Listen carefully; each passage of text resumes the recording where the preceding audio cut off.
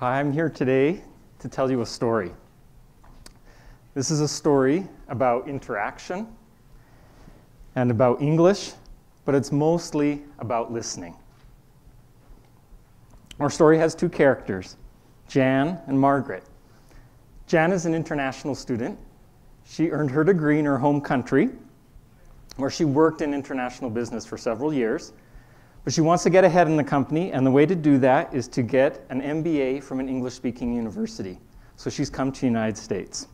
And she is going to study at the university where Margaret works in the financial department. And Margaret has lived in that same town her whole life, and all of her friends and family also come from that same town.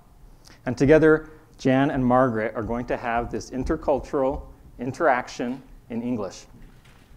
English is the global language. And there's nothing intrinsically special about English that makes it the best for global communication.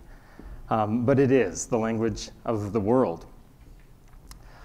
In fact, English doesn't even have the most native speakers in the world.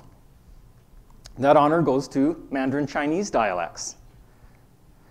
But the numbers change drastically when we include the number of non-native speakers of these languages. Now English is the leader. And what's really interesting about this data compared to these other languages is that English has more non-native speakers in the world than native speakers. In fact, depending on the data set, more than twice as many non-native speakers. This brings up an interesting question. Who owns English? Is it the native-speaking minority or the non-native majority? The idea of English as a global language has been discussed by Widdowson, a leader in my field of teaching English. And he says that English as an international language means that it is not a possession that countries lease out to others. In other words, everyone owns English. It's the most democratic language in the world. We all have control over shaping what is English and how it can be used.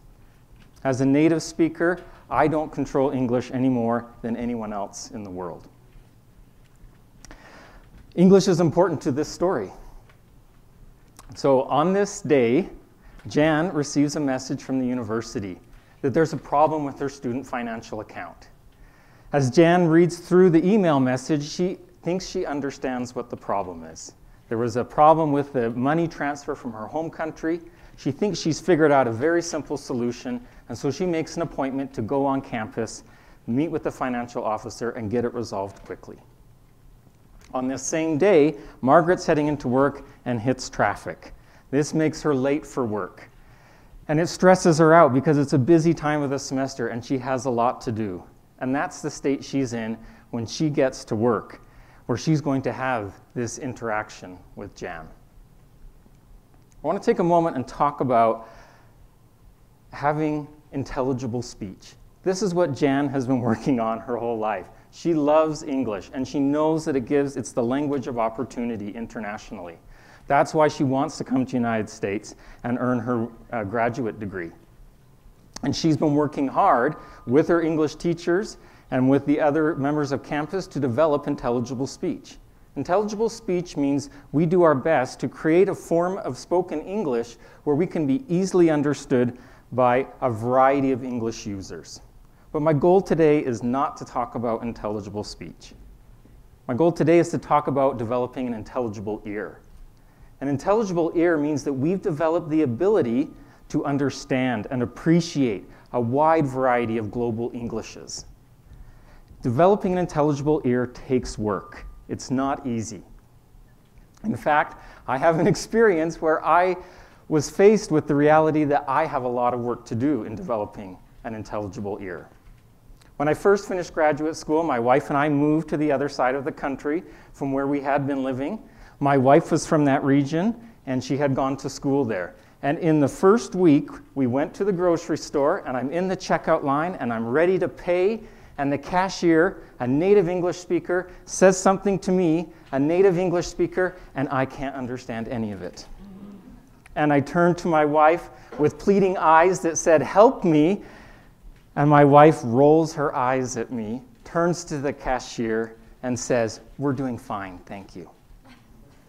Then she turns back to me with a look that says, "Good job, English teacher." As a native speaker of English, I hadn't developed an intelligible ear for the variety of English that was spoken in that part of the country. And it was a good indication to me that I needed to work harder at developing that intelligible ear. So on the day of this interaction, Jan goes to the office on campus that deals with financial issues. On any other day, she would have met the receptionist who has a good intelligible ear and works with international students all the time. But the receptionist is out that day, and so Jan is told to go down to the office and visit with Margaret directly. When she gets to Margaret's office, Margaret had just gotten into work. She's feeling stressed. She's responding to a long list of emails. And Jan comes in, explains her problem, proposes the solution. Finally, Margaret turns around in her chair and says, "I didn't understand anything you said. Come back when you can speak English." This is a hard story for me to tell. And I hear stories like this quite a bit. I know that people like Jan are working hard to develop the English skills so they can be great, effective communicators. And I can empathize with Margaret that it's hard to sometimes interact with others who don't speak the same variety of English that we do. But I want to give some hope to people like Margaret who can develop a more intelligible ear. So as native speakers of English, we're really good at speaking. But the reality is we're not nearly as good at listening as we think we are. So here's some tips that we can take to develop a more intelligible ear. The first thing we can do is recognize that it's a challenge. It's a challenge interacting with people who come from different social and cultural groups who use a different variety of English than we do. And so we have to put in focused attention to make that communication work. We can't let ourselves be distracted when we're interacting with someone who wants to communicate with us. Put away the phone, put away the computer, and pay attention to the person. The next thing we can do is elicit more elaboration. So the first thing that usually happens when we interact with someone and we don't understand what they're saying, we often say, "Could you repeat that?"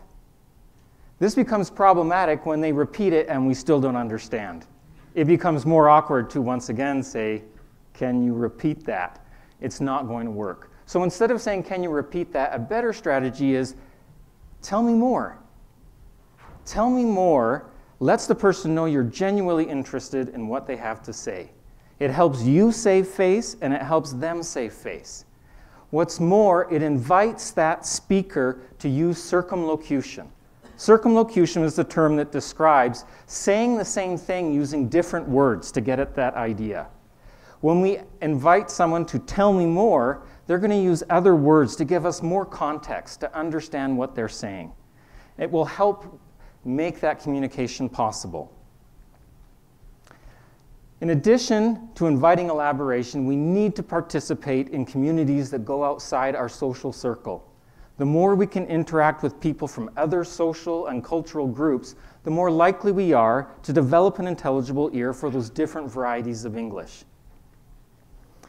Lastly, we need to develop a love and appreciation for other people.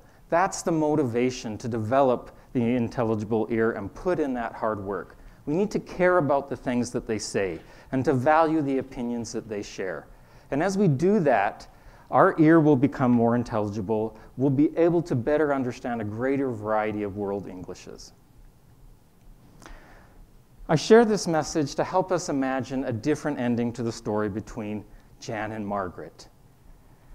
And the better communication we can have within our communities as we look for ways to love and appreciate others and care about the message that they share.